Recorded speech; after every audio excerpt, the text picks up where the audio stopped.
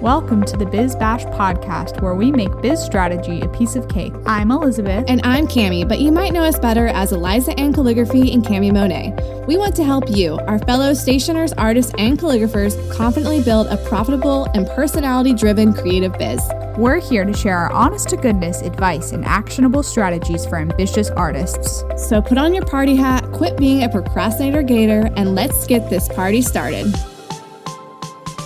Hey y'all, welcome back to the Biz Birthday Bash podcast. We are super duper excited today. We have an amazing guest with us, Brittany DeSantis of Peak Paper Co. And we are chatting about all things maternity leave, prepping for having a baby in your business. I mean, is this not good timing, you guys? So Brittany is a Biz Birthday Bash fangirl, and she's listened to all of our episodes. So we're super stoked.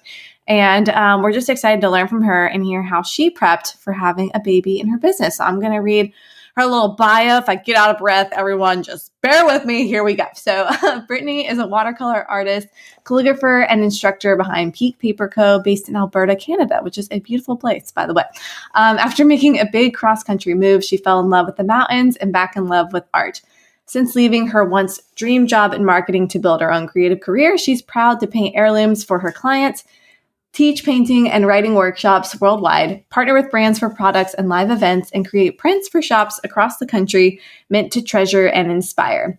When she's not in the studio, you'll find her sharing adventures with her family in the mountains and loving on their precious baby daughter, Francesca, and their Boston Terrier, Bubba, whose cuteness is just beyond. Brittany's promise for her business and to her clients is that everything is handmade and heartfelt. She believes that creativity, thoughtfulness, and gratitude are essential, that love, dogs, and babies are life's purest joy, and that art is always a gift worth giving. And I will add on there, cats are also in that list. The end. Thanks, Brittany. Totally agree. Honestly, Cami, you did amazing. And guys, the wild thing about this episode is it's actually slotted to come out at the end of February, which means even though Cami is pregnant when we're recording this, Cami, your baby will probably be here. Let's hope she's here by the end of February. Okay. Considering your due date is February 5th, there will be a baby by the time this episode is out, which is wild. So very, very exciting. And yes, Brittany, welcome to the show. We want to hear in your own words, how did you first discover your obsession with paper goods and what led you to found your business? Yeah, I said that right. Amazing. I'm just so happy to be here. I was telling you guys, I was on that first webinar that you put out, the free one back in the day. I started my business in 2017, so kind of around the same time that a lot of us, were kind of popping into the industry. And I have always been a painter, but like most of us, I went to university, kind of put all my art supplies under my bed for like a decade, and I was building my, career in marketing. And then we moved across the country, and I didn't have any friends in the new city that I moved to.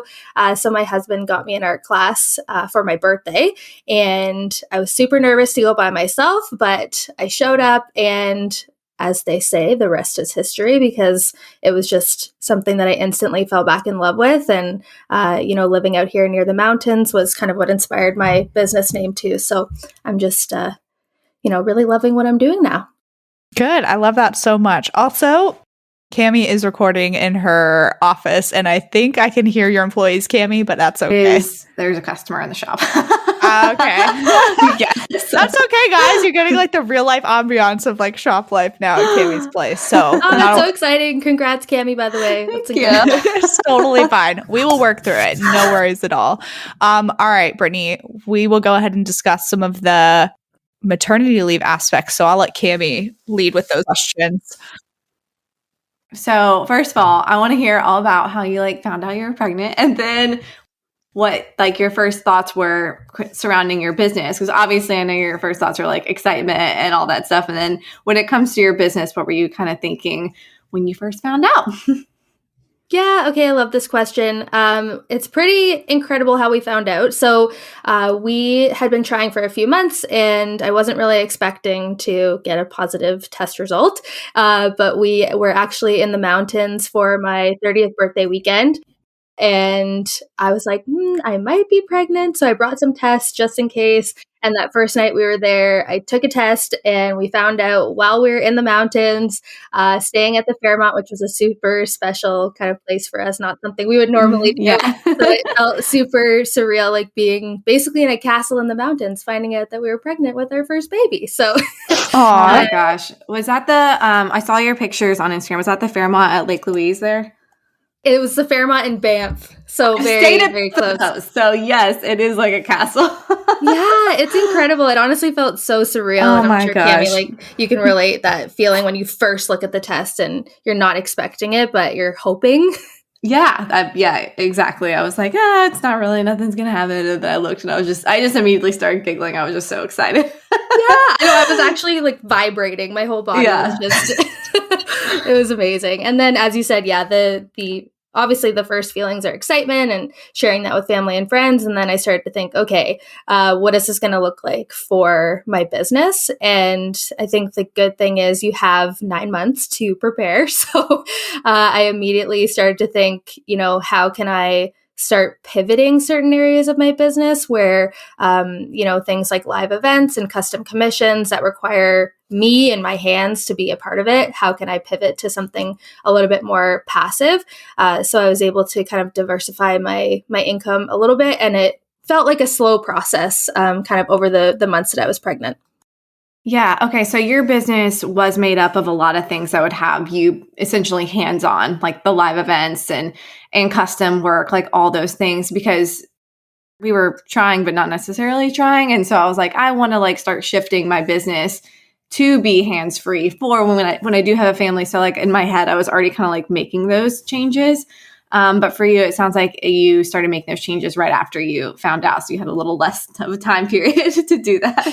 Yes, I was actually going to say that I think that the business model that you have now, Cammie, is just perfect for transitioning into motherhood. And for me, I knew we wanted to have a family, but the timeline of that was sort of up in the air until it wasn't. So, exactly. So at the point that I decided to kind of pivot in my business, I had planted the seeds of a few different changes, wholesale specifically. So it was actually, Cammie, you talking about Paper Camp and, Proof to Product with Katie Hunt, that inspired me right when I went full time with my business at the beginning of 2020. Right before the pandemic, I took my first solo business trip to California, and I did the Paper Camp conference, and I learned all about you went wholesale. in person. I did. Yeah. It was kind of one of those things where I was taking the leap to go full time, and it was almost like a little bit of a reward and something to look forward to go to that conference and kind of celebrate that big step in my business.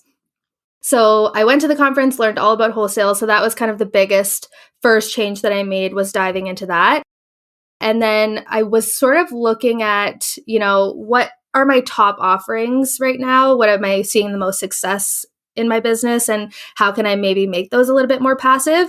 And that's something I think I'd recommend for any small business owner listening, thinking of starting a family, is to kind of see what's already working, and then if it's possible to pivot. After the pandemic, I think we're all expert pivoters. And Amen. I'm now thinking of that friend scene with Ross on the couch. So, I completely went virtual with one of my in-person offerings, like workshops. So I used to teach workshops in person. And then during the pandemic, it was kind of one of those blessings in disguise where, I helped lay the groundwork for what I can do now virtually by going virtual with those classes at the time. And I was contacted by Montblanc actually last May, and they're a global kind of luxury brand with the iconic fountain pens. They've been around for like 100 years, and that was super cool. So they asked me to be their virtual calligraphy workshop instructor. And from that, people would be looking for extra learning. So I actually created beginners kits for watercolor and calligraphy.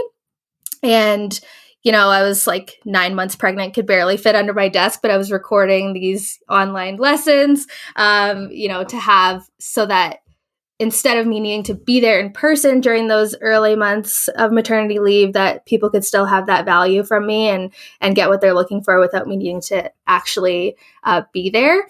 And then when it comes to licensing, so I know you guys have a recent episode on licensing, so we don't have to talk too much about what exactly that means. But I was able to collaborate with a local brand around Valentine's Day this year to provide artwork for their product packaging.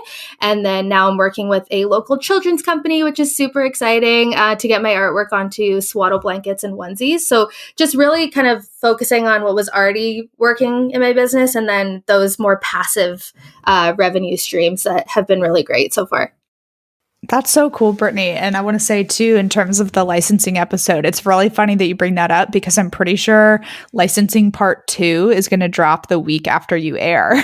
So we have like part 1 that came out fall 2021, and then part 2 more of like the art licensing to brands rather than licensing to stationers, which was the first episode, is going to drop. So yay, guys. Like you'll get a whole follow-up about all that with Cami and I.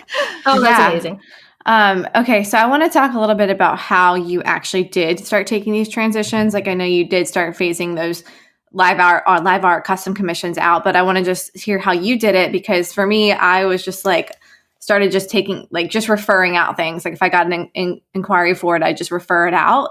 And so for you, was it just like, oh, I'm going to just like gradually like wean this out of my business, or was it like I'm just going to hard cut this out and just hear more about like how you actually implemented that process so our audience can see what you did? Yeah, that's a great question. So as with anything, it's kind of a process over time. I think like most of us, I started in the wedding industry for calligraphy. And then over the last couple years, I would say I've actually been actively transitioning out of that. So anytime I would get a referral that was related to a wedding, I would pass that along to some other talented calligraphers and artists in the city that I live in. And that's always a good feeling too. And towards the end of my pregnancy, I actually got a lot of joy from passing along those referrals when it came to custom commissions, even if they weren't relating to weddings.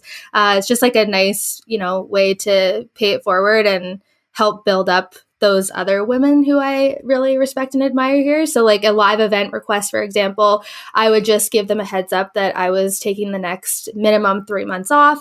And then I would give the names of usually at least 3 other people that they could contact to work with them. And one of the things that I was really scared of, and Cami, I'm interested if you have like that one thing that you're really nervous about when it comes to taking even a little bit of time away, was one of my core offerings is custom pet portraits. It's kind of insane. Like they sell out every month and when I do those releases. And I was so nervous to shut that down for like the 3 months when my daughter Frankie was born. Probably, like I said, more nervous about that than anything else in my business, but it was fine.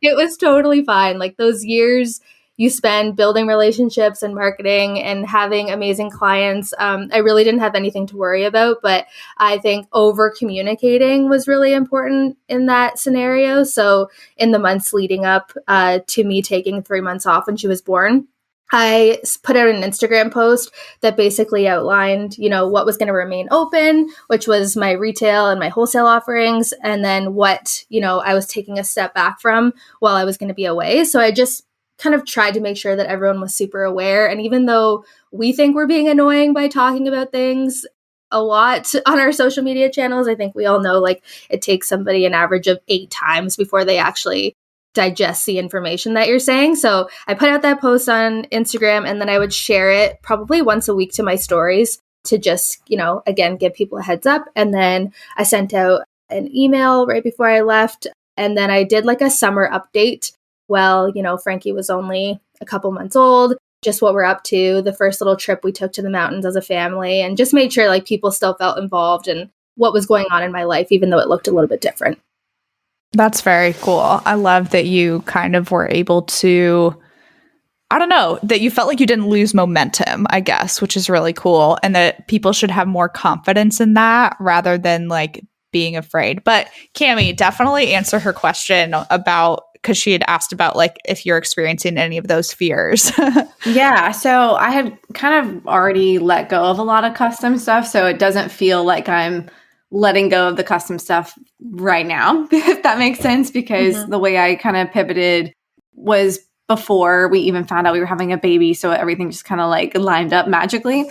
So I've already been kind of phasing out those things. So I guess I'm not as afraid of losing the money from the custom stuff or the weddings, because now I'm just like, oh, thank goodness I don't have to do that anymore. Yeah. Like, it feels good to not have the weight of custom projects, because they can be really stressful.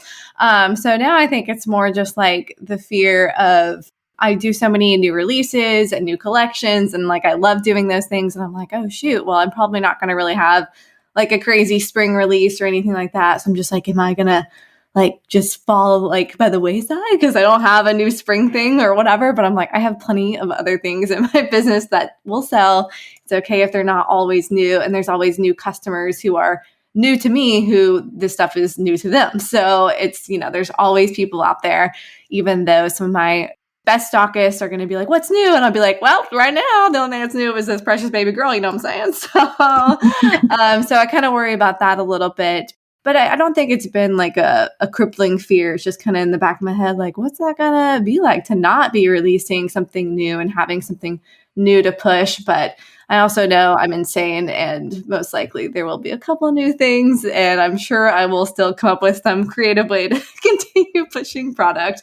Oh, 100%. So, you know how we get. But yeah, so that's been like the biggest fear is like, oh, what does that look like for like my release schedule?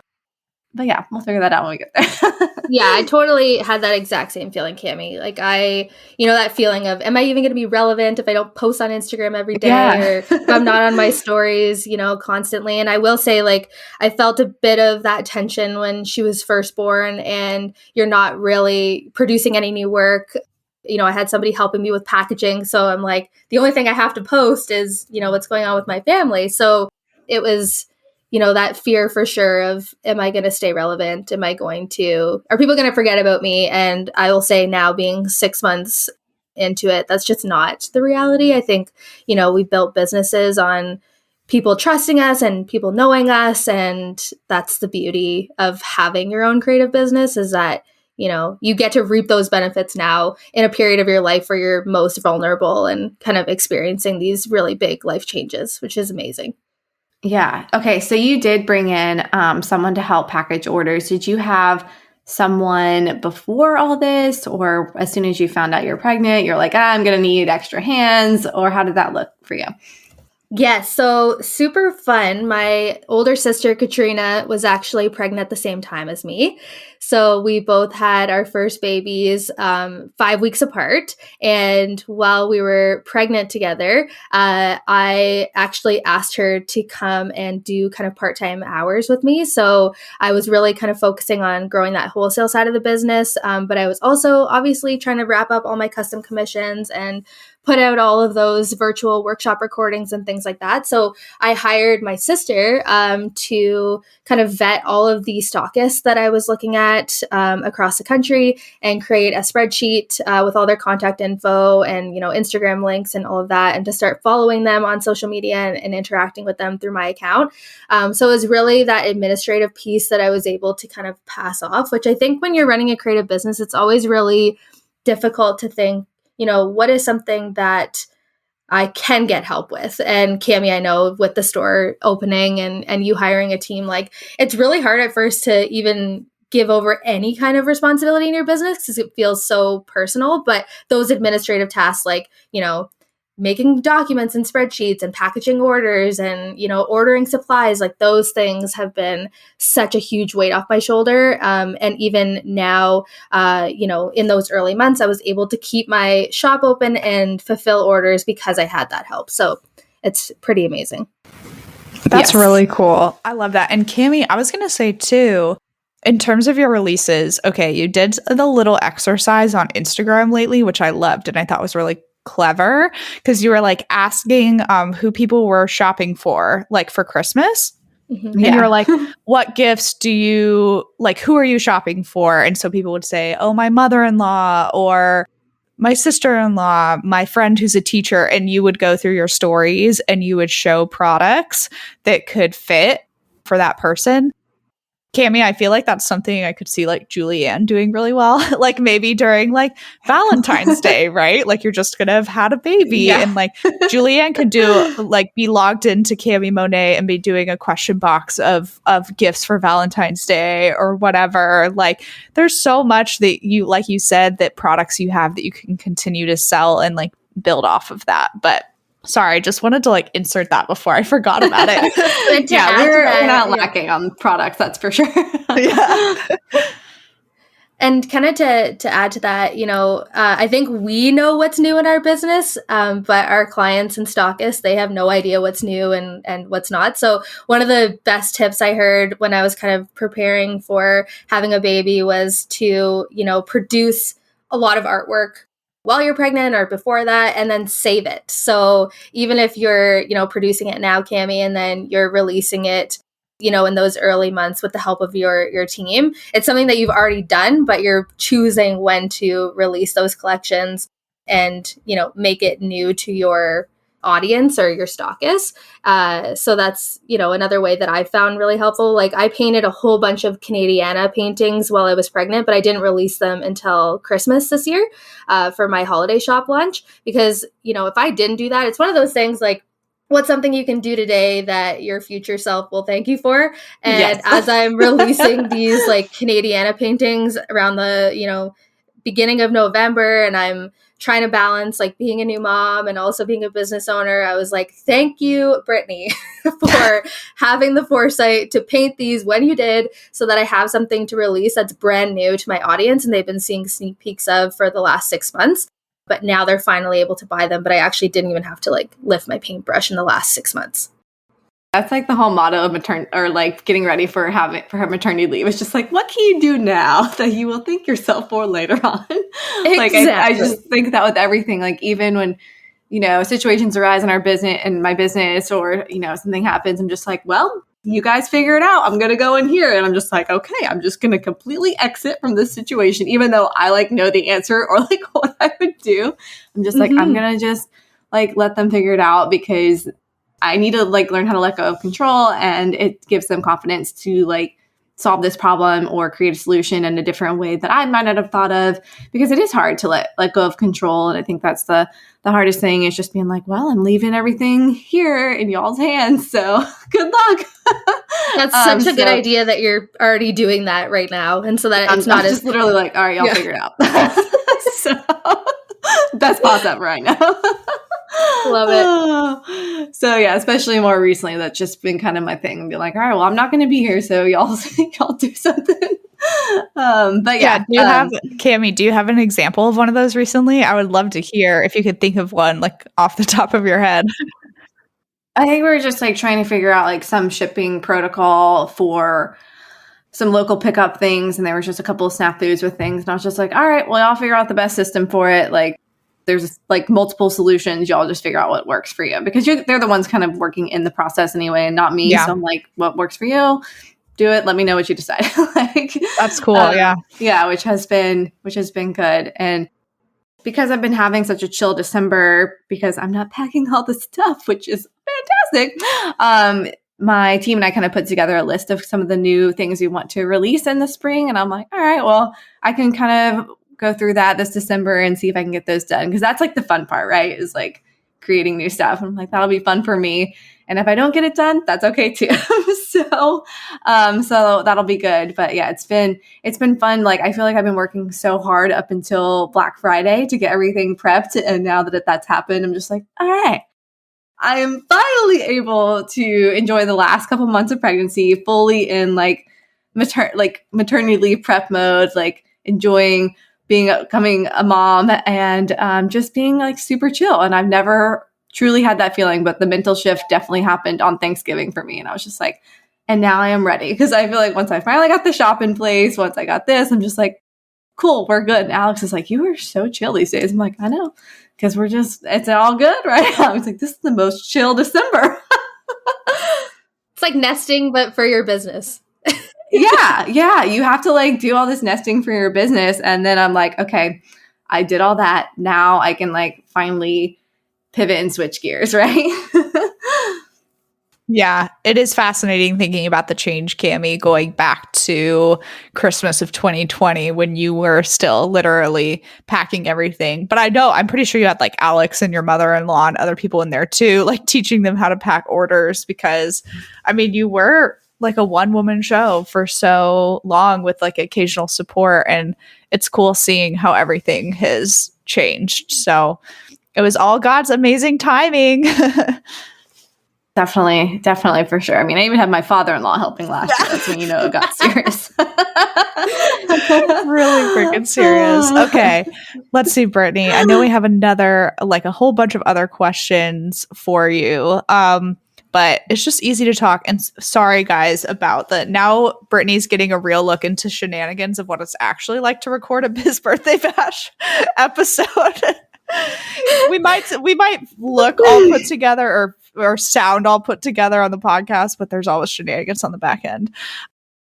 Okay, so there's a question specifically about how did you save and some like financial tips for other business owners. I would love to transition and talk about that a little bit. Yeah, so I think that's a big one, and I'll start by kind of just saying that I know that the traditional maternity leave options in Canada and the US are a bit different, but regardless, I didn't go the traditional route, so, and there was a combination of reasons why I didn't decide to, get like government maternity leave. I know in Canada you can get over a year of paid maternity leave. It's about like 30 to 50% of your regular salary per month. So that's definitely an option for people who are self-employed. But one thing, especially for the Canadians that are listening, is that you need to pay into those insurance benefits for at least 12 months before you want to claim them. So if you're, really planning to have a family, then, and you're a business owner, you could start thinking about that early. But regardless, it was not a good option for me because you actually get deducted from your benefits if you make any money while you're using them.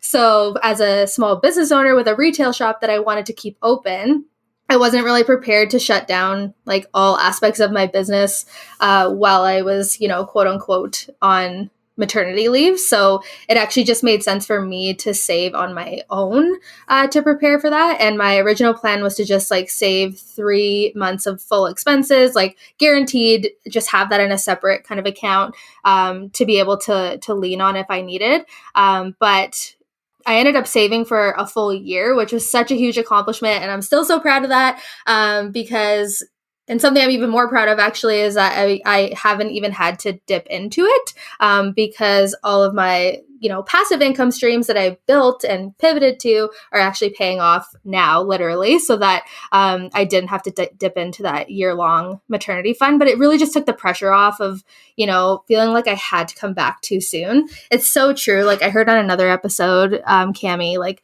you guys talking about, you're not necessarily planning anything set in stone about how much time you're going to be taking off. And I felt the same way. I was like, I'm just going to see how I feel and how our baby's doing. And like, she's just happy to be here. So it worked for our family that I was able to kind of go back around that 4-month mark. But anyways, going back to kind of saving that daunting amount of money on your own. I use the profit first method, which I think you guys have talked about before. It's a really great book if anyone hasn't read it. And it's basically just a way of allocating your revenue so that you're always saving a profit, but you're also putting money away for taxes and expenses and you're paying yourself.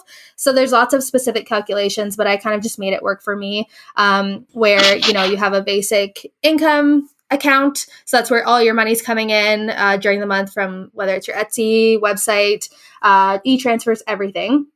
And then I kind of split, percentage allocations to my owner's compensation. So paying my own salary, expenses, the dreadful taxes account, and then profit. So when I was planning for maternity leave, I essentially added a 6th bank account to that structure for mat leave. And then I just adjusted the percentages of what I was transferring to my accounts on a monthly basis so that I could actually make sure that at the end of my pregnancy, I had the exact amount that I was hoping for. And that, as I said, was kind of what triggered, needing to save for this maternity leave was how I looked at diversifying my income streams and what I could do differently and better to make sure that I could save that amount. And you said you still have somebody packing orders for you as well. Now I'm still doing it myself. Okay. Eventually I want to be able to get my sister to have kind of a mini, warehouse, so to speak, so that she can package prints from her house. But we live across the country. So she's in Ontario, I'm in Alberta. So, if she could pack orders that are coming from the eastern side of Canada, and then I could pack orders coming from the western side, that's my vision. But right now she's more so helping with the administrative side. Okay. But maybe when this launches, she will be full on in February. That'd be amazing. Yeah, I love how organized you are with your finances and like really prepping for it, because I have not done anything like that. I'm fully honest. I'm just like, everything comes in the month and it should theoretically be fine, but how I run my business, so it's kind of let it seat my pants. But yeah, so that's really cool that you were able to save that much, because that is amazing. And especially if the way my business model is now, I don't feel like scared that money's not going to come in, because it's like, if I'm not here, we still sell stuff. Like, it's still fine. But if I was still doing custom stuff, I definitely would have put aside money to save, because obviously if you can't be there, you can't make the money. So yeah, definitely a good tip there. And that book is Profit First, you guys. If you haven't read it, it's a really easy read and has some really great principles in it. Okay, let's also talk about challenges and benefits of owning your own business as a mom, because I'm sure that there are so many, and any wisdom that you can impart upon us. Why don't you start with the things that were hard, and then you can go from there about how you have approached them, or problem solving, and just sharing general wisdom around those things. Yes, I'd love to. So we kind of touched on this briefly, Cami, when you were saying, like, if you're not putting out a new collection as frequently as you are, there's kind of this dull fear in the back of your mind. Like, am I still going to be relevant? Am I still, going to be seen by my stockists as, being top of the industry or best in class? So I think that comes down to feeling that need to be productive. And when you build your own business, like, I think we all kind of feel that way. We're overly ambitious, and we always have, a vision for the future. So I would say that the biggest challenge that I've been facing, and that I faced definitely in those early days, is just that pull to always need to be productive. So like, going from working crazy hours, like I think I was working an average of 50, 60 hours a week last year, to then all of a sudden being in bed at 1 p.m. on a Wednesday, cuddling with your newborn. It like definitely plays tricks on your mind. Like, I know this is what I want to be doing and what I need to be doing, but that part of your life and your business and your personality and your ambition, it just doesn't go away. You still have those millions ideas that you did before. But now, obviously, my daughter is my full-time focus. And I would say now it kind of takes me back to the days of running this as a side hustle in the evenings and the weekends. And, like, as I said, Frankie's my full-time focus. So now those evenings and weekends are getting taken up primarily with the business. But I finally read Big Magic by Elizabeth Gilbert. Did you guys read that? I didn't, but I know about it. Okay, so it was one of those books I bought years ago, and I don't think I was ready to read it when I bought it. But I just read it recently, and there was kind of a quote about how most of the great works of the world were written or kind of painted in what she calls stolen moments. So when those people also felt like they didn't have enough time. And I think we all have this vision of having full weekends to create uninterrupted and, unlimited cups of tea or whatever else inspires you. And I feel like I've had maybe like a handful of those days in my career as a full-time artist, but the reality is like, that's not my reality anymore, especially as a new mom. So instead of getting frustrated that I only have an hour to paint in the evening, or feeling like, I need 3 hours to paint a pet portrait, or I need 5 hours to paint this new collection, I'm trying to just reframe my perspective that, the moments that I do have, I'm really blessed to have those. Yeah, that's a great way of looking at it. And you're right. Like, it's not like you get to sit down and everything's perfect and all the stars align and you just have someone handing you lattes and uninterrupted time. Like, I think it's just like, a lot of people have told me it's like you just get really good at being very productive with the time you do have. Like, you're like, oh, I have an hour, I'm going to knock it out in this hour. And that's something Elizabeth and I have talked about, is like the time you give yourself is like the time it takes to complete a task. If you're like, I'm going to do this task, and then you give yourself 8 hours, like it will take you 8 hours to do the task, versus if you're like, okay, I'm going to have this done before 11, and then you're like, knock it out.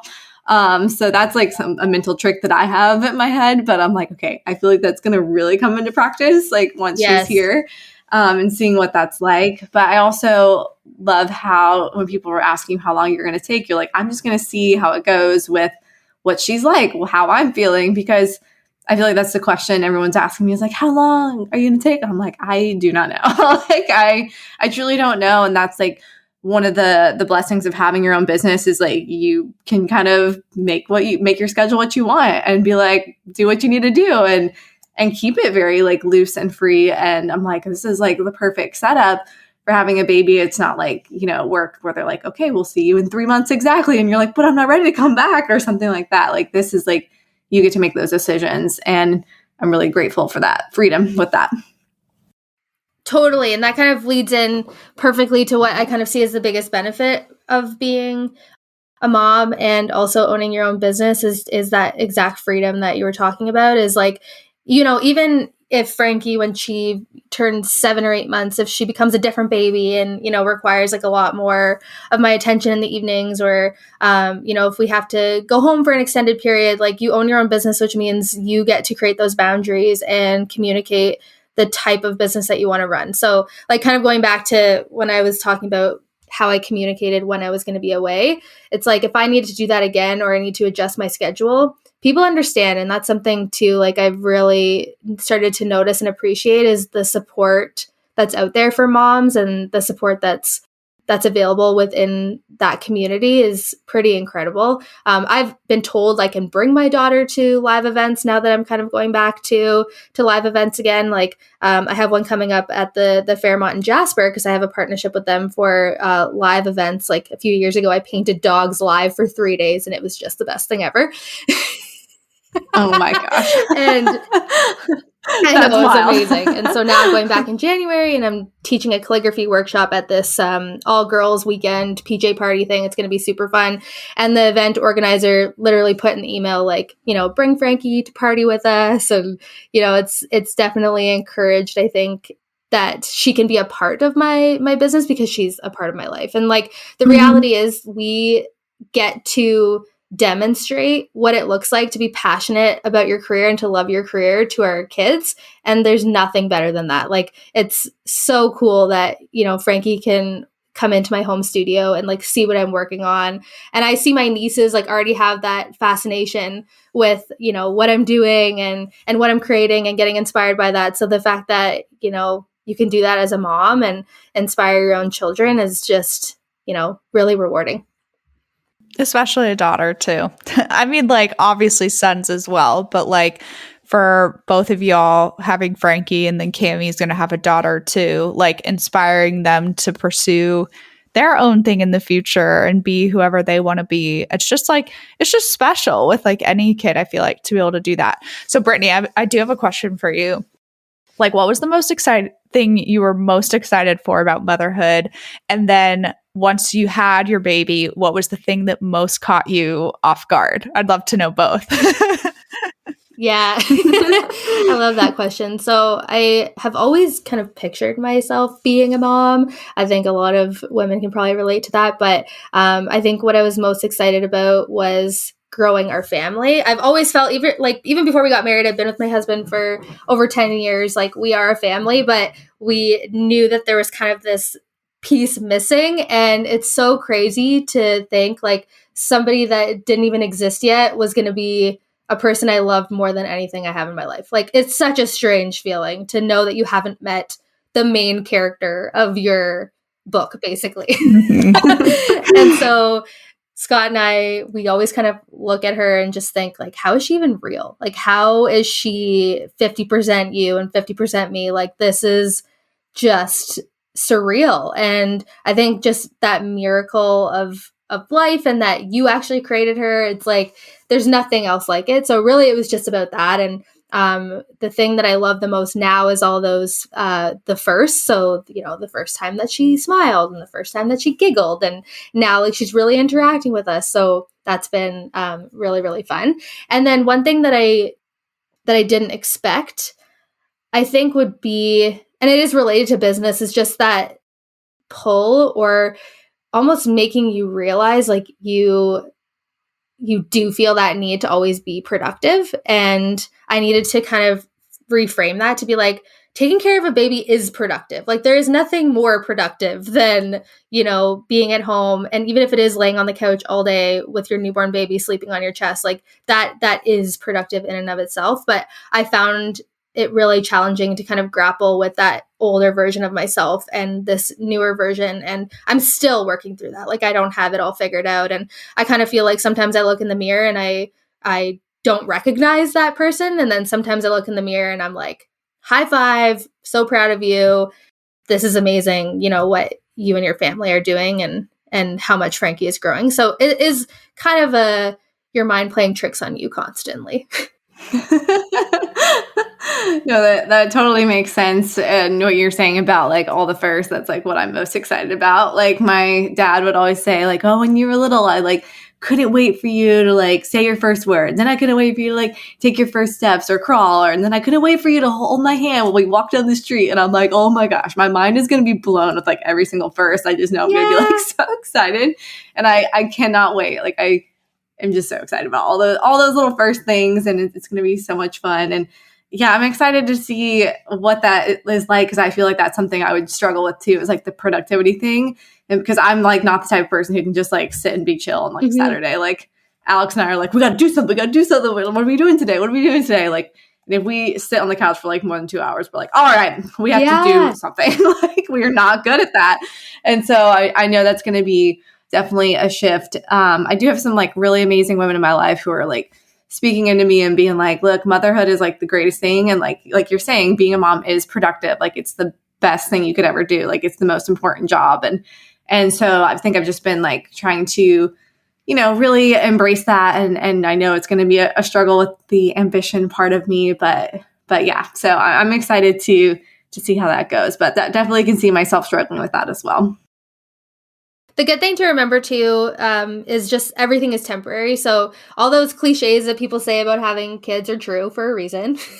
And the one about time flies, it's so true. And so you can kind of frame that in both ways. So time flies. So obviously try to be present, but also time flies. So if you are struggling in those early days or in those early months, just know that everything is temporary. So you're going to kind of grow with the baby, which is such a fascinating part of early motherhood as well. And you'll kind of learn from each experience, but everything is temporary, which is a good reminder for me all the time. It's like, even if I'm not doing custom commissions for 3 months, like the world isn't ending. My business is not going to shut down. It's everything's temporary.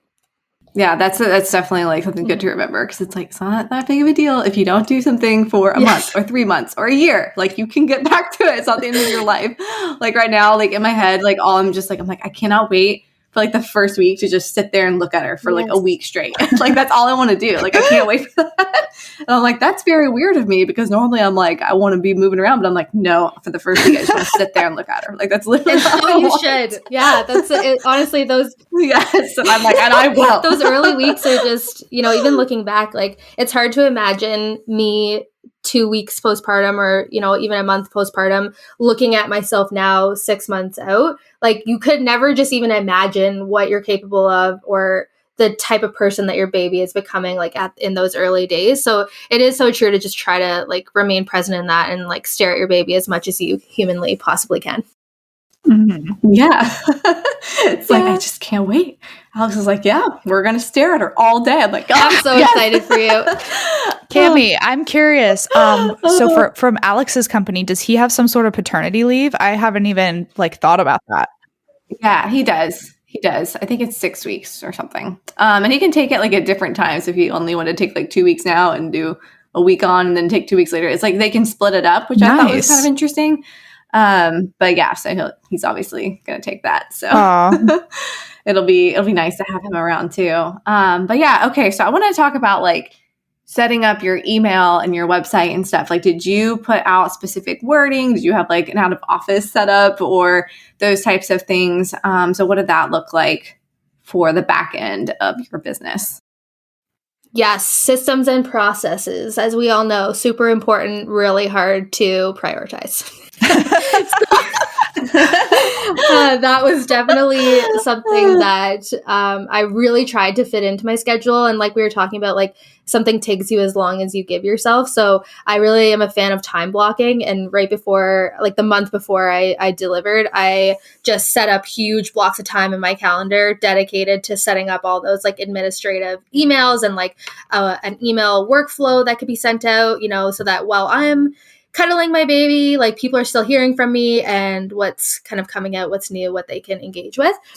So I did have an out of office, and I totally recommend doing that in those early days. And I basically said, I just had a baby. Thank you so much for your message, but my office hours are on Fridays, so that way there was no expectation that I was going to be responding to anything from anyone unless it was a Friday. And below that, I did a bulleted list of, but here's what I can try to help you with in the meantime. So it'd be links to my shop, updates on shipping. I think in the US and Canada, we're all dealing with shipping delays at all times, especially around the holidays. So I just made sure to put that in my out of office email, because a lot of the emails that I get are around like, where's my order? Or can you look into this for me? Which I know is time sensitive. So anything that I felt like could be handled through my website. I even created a couple pages on my website that had helpful resources and tips that I could link people to from my out of office email. And then, as I said, I did have my workflow through my email provider so that people were getting contacted while I was away. And what do you use, like Flowdesk or something? Do you mean you just pre-scheduled emails to go out to advertise certain things? Yes. So based on actions that people took on previous emails, they would get kind of the next email in the workflow. So, if somebody was engaging on a specific product, then I would then market to them like with another email without even me having to touch that. Yeah. And I think like that's so amazing if you can set up those automations. There's for sure even more automations that I didn't even get around to.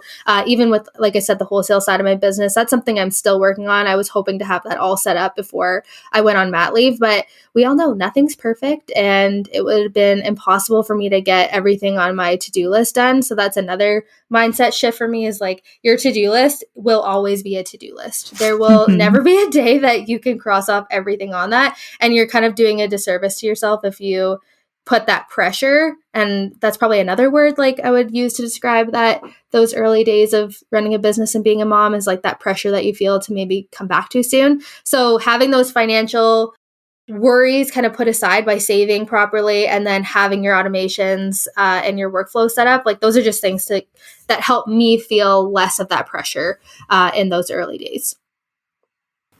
All such great ideas. Yeah, those are some great tips. Okay, so I don't know when Frankie's due date was, or if she came on her due date. I think it's like 5% of babies actually are born like on their due date, or 10% or something. So like a couple of weeks, like right before her due date, were you like, okay, I'm going to have everything set up by this time? And then were you just like waiting, or how did that look like the first, like the 2 weeks before your due date? Because I think I'm just going to be like so darn excited. I don't even know. Oh my gosh, you took me right back to the last 2 weeks. Like I got a visual in my mind, and it really was such a special time. But I'm diabetic. So most diabetics get induced at 39 weeks. So you have like a very specific day that you're having your baby, unless obviously there was an emergency and they need to delay your appointment. But I knew that I was going to have her on May 25th. So that was the day I was going to go to the hospital. So I basically like worked backwards from, it's like the equivalent of having a deadline for a client. You're working backwards to try to fit it all in. Like I had a deadline. And so I said, for these 2 weeks before I have her, like I want to have all of those systems and processes laid out. However, I was definitely painting dogs like 2 days before I got induced. And my mom flew in from Ontario to kind of, just spend that last week with me being pregnant. And with the pandemic, like I didn't get to see her a lot during my pregnancy. So she got to see me like full term, and she was helping me package all my watercolor kits. So that was really special. She was cutting all the ribbon like in her perfectly precise way. And we prepared like 50 to 100 kits in advance so that, again, when I had Frankie and I needed to fulfill those orders, I literally just had to put them in a box.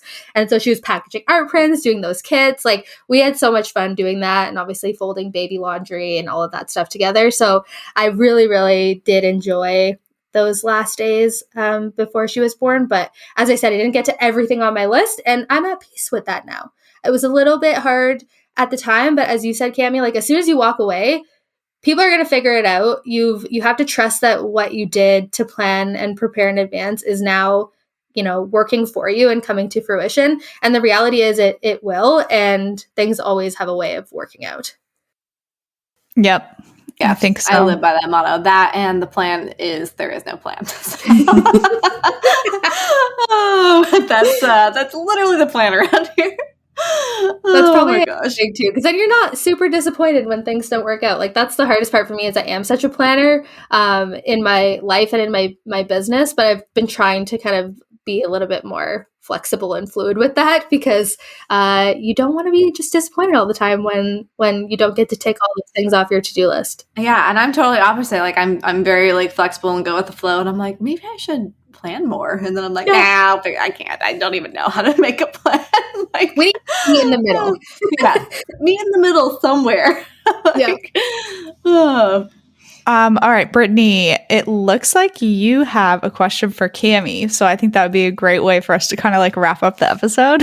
Yeah, love that. So I was kind of just curious, Cami, like, one thing that I struggled with in the beginning was how much of my personal life to share on my kind of social media for my business.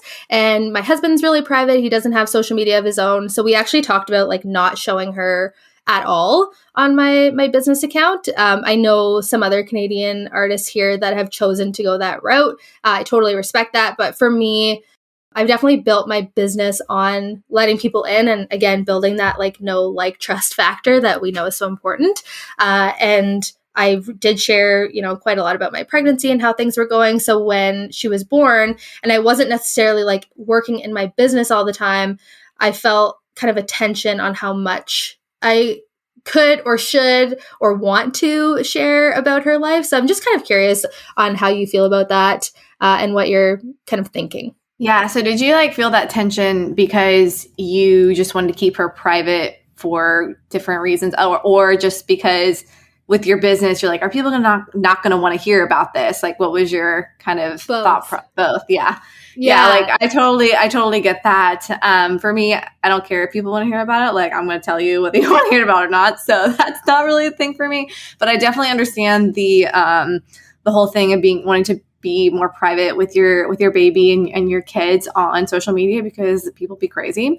So I've kind of thought about that, but haven't ultimately made a decision. I think I'm just going to keep it like the way I've always done with my life, where I share, and it seems like I share a lot, but the reality is that's only like 2% of my life that you see what I share on stories.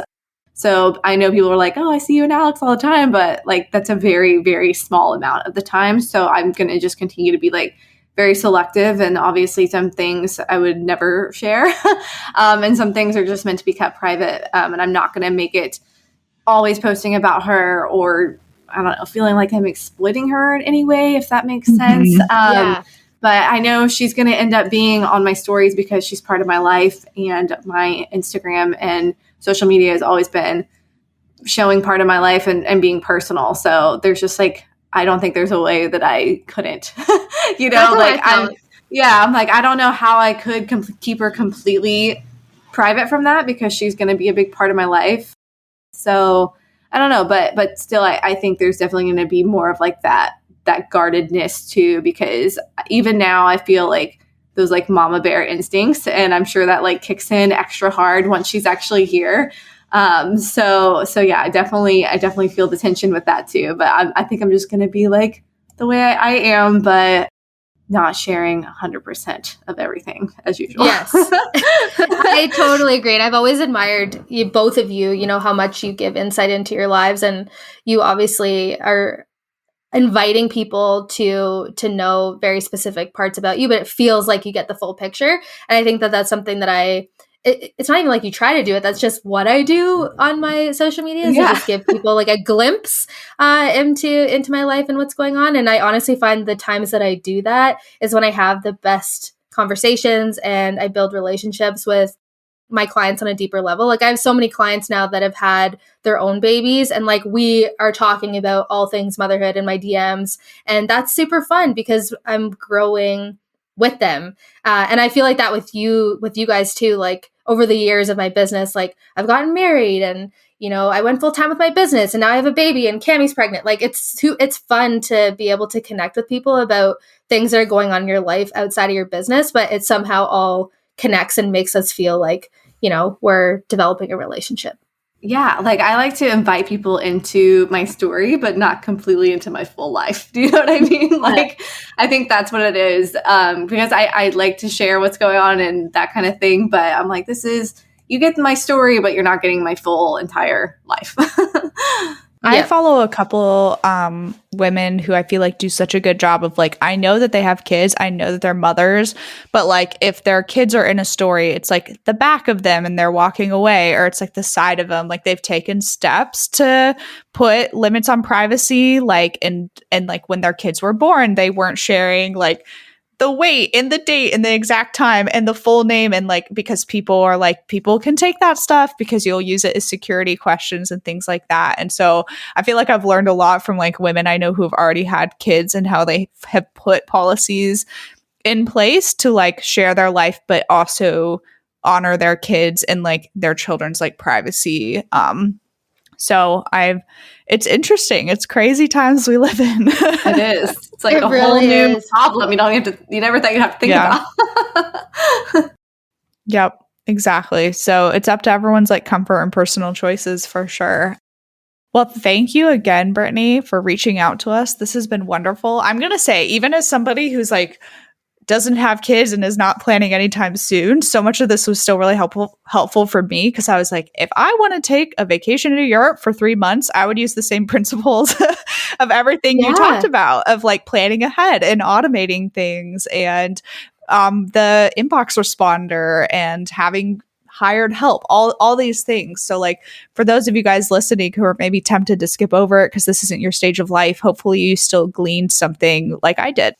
Yeah, I'm so glad to hear that. And I think for me, if any of this makes people feel less overwhelmed or more excited even to prepare for that next stage of your life, even as you said, Elizabeth, like just if you're planning to take time away from your business, it is possible. I think we definitely get in our heads about that, that, you know, we need to be there in order for our businesses to continue to be successful. But it really is not only possible, but it's exciting and it's been wonderful. So I'm glad I could have the chance to come and talk to you guys about that. Yes, this has been so fun. And I just like love hearing from other small business owners who are moms too, because I just think it's incredible. Like, you know, a lot of the world tells us we can't do it all, but you really can do it all. And like, here's Brittany doing it all. And I just think it's really cool. So I love that message. And I hope people are inspired by that. I hope our audience gets really inspired thinking that like, yes, I can do all the things that I actually want to do. It's just, you know, you just got to go for it. So exactly. It's going to look different for everyone too. So like we said at the beginning, like take what feels like it applies to your life and even share what's working for you too. As you said, it's really amazing to hear from other moms. And I've built like so many great relationships on social just from having those conversations and opening up that dialogue. Perfect. Yes. Oh, Brittany, I just love you. You're amazing. Frankie is like the cutest nickname too. So I love that. And her middle name's Jean, Frankie Jean. So cute. Oh, that's adorable. I'm obsessed. And she has like you guys have like those little matching like hats and outfit thing going on with it in front of the mountains. And I was just like, this is my vibe right here. I like that. So cute. I'm so excited for you, Cammie. Like, I can't wait to see what your life is going to look like. And it's just, it really is the most amazing season. So you're about to enter into something so wonderful. I'm going to cry. Thank you. All right, guys, you know the drill. If you're loving the podcast, leave us a rating and a review on iTunes, please. We still really dearly love to read them. We used to do a thing a while ago when we would read reviews out loud, and I think the pandemic happened and that went right out the window. and we forgot about it. But I promise we definitely do read them. Make sure you take a screenshot while you're listening, whether it's on Spotify or iTunes, wherever you find us. Tag Brittany at Peak Paper Co. That's where you are, right, Brittany? You're right. On Instagram. Okay, perfect. Tag Cammie, tag me. We love to know that you guys are listening. And if you have questions, you can drop those in the Q&A box on our website. There is a link for that in the footer of our website at Biz Birthday Bash. So Brittany, tell everyone real quick, besides your Instagram handle, where else they can find you and where they can shop and all that fun stuff. Yay. So my website is peakpaperco.com, and that's peak like the mountaintop, named after where I live out here in Alberta. And then my Instagram, I have Facebook, and those are primarily where I'm hanging out, is over on Instagram. So catch me there at Peak Paper Co. Okay, perfect. Thank you so much. We've absolutely loved this. Thanks, Brittany. Bye. Bye. Hey guys, we just wanted to hop in and talk about one of our amazing resources, the A to Z directory. All of us have thought at some point, how did she do that, or how did she make that? And maybe you don't know where to start or how the heck to produce this amazing product you've dreamt up. Well, the A to Z directory is the missing puzzle piece in your biz, you guys, seriously. So it's built in the form of a yearly membership, and it's your one-stop shop for finding suppliers and vendors for all the things. Literally where to print everything from custom invitations, greeting cards, mugs, koozies, acrylic printing, letterpress, custom ribbon. I mean, the list goes on and on and on. And it literally goes from A to Z. From acrylic printers to zipper pouches, we have it in the A to Z directory. We want to help all of you search less and create more with this list of 300 plus vendors and suppliers. Don't worry, they're very organized. It's not going to be overwhelming and confusing when you join. And this membership also includes access to a private Facebook community. It's incredibly active and involved. And if you need a question answered fast, that is definitely the place to go. Yeah, our Facebook group really is the best. You guys, everyone is so helpful in there. And we're in there too, answering questions you guys might have. So it's a great way to get access to us and ask us things without sliding into our DMs. So we're more likely to answer you in the Facebook group, just saying. Anyway, also in the Facebook group, this is new for 2020 and we're really excited about it. We are hosting monthly Power Hour Q&A sessions that are live, and these are only available to our A to Z directory members. So you can hop in with us live and ask us all your burning questions in real time and just hang out with us every month. And we do these at different times so you can actually be there live, and the replays are always available in the Facebook group for members. This resource is priced at $147 a year, which honestly is extremely affordable and is full of so many benefits, such as exclusive vendor coupons for members only. And we would love to have you guys join. Seriously, it's kind of like our family and our tribe. So visit bizbirthdaybash.com/directory to sign up today and use coupon code podcast2020 to receive $20 off your first year. That's podcast, all caps, 2020 for $20 off your first year. We can't wait to see you in the Facebook group.